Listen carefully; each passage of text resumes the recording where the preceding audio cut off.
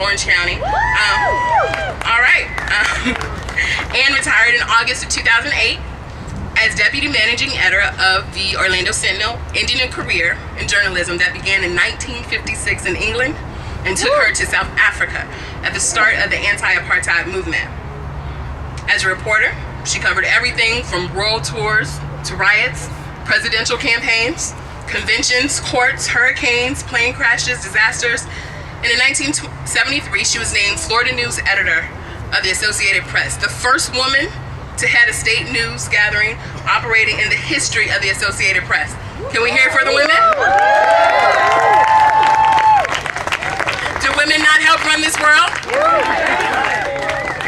Ann joined the Orlando Sentinel in 1986 and served as state editor and national foreign editor before becoming deputy managing editor. Can I hear a little more love? Just a little more love for Ann Hellmuth, who was going to talk to us. Going to talk to us about the attack on Florida's voters. Okay, great. I think I was less nervous interviewing the Queen. But anyway, I am an immigrant, but I've also got a vote. And I was very proud when I had my first, when I went to a ballot for the first, and voted for the first time.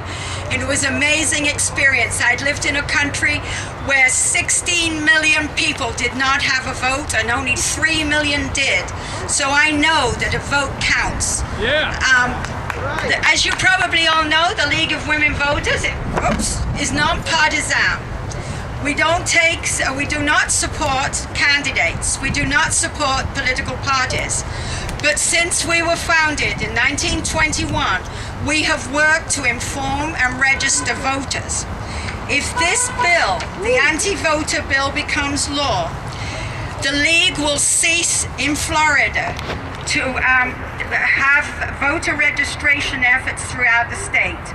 For while we remain committed to empowering an active and informed citizenry, it will not place its thousands of volunteers at risk of financial and civil penalties that could be inflicted under this bill.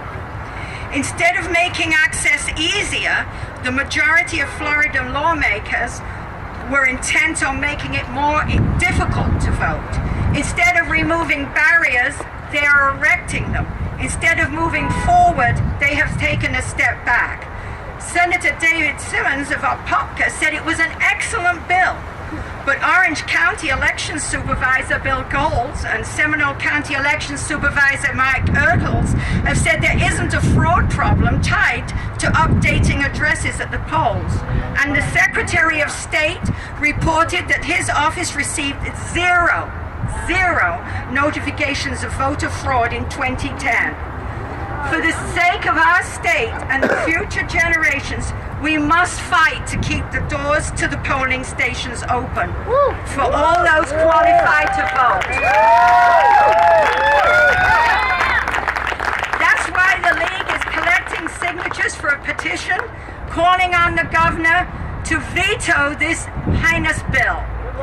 We are circulating petitions today, and I hope you will sign them before you leave. For if Scott signs this bill, and I'm quoting the Brennan Center for Justice at New York University School of Law in an interview with the Sentinel, that Florida will rise to the head of the class when it comes to penalizing civic engagement. Make no mistake about it, democracy is under fire, and in retreat, we must fight to save it. The League will not suffer in silence until the next election, and I know you won't either. We will be speaking everywhere on the importance of voting, asking everyone we meet to register and vote, to learn about what the candidates who asked for our vote really believe, to ask candidates the hard questions and remind them we will hold them accountable. Voter repression can work only if we let it.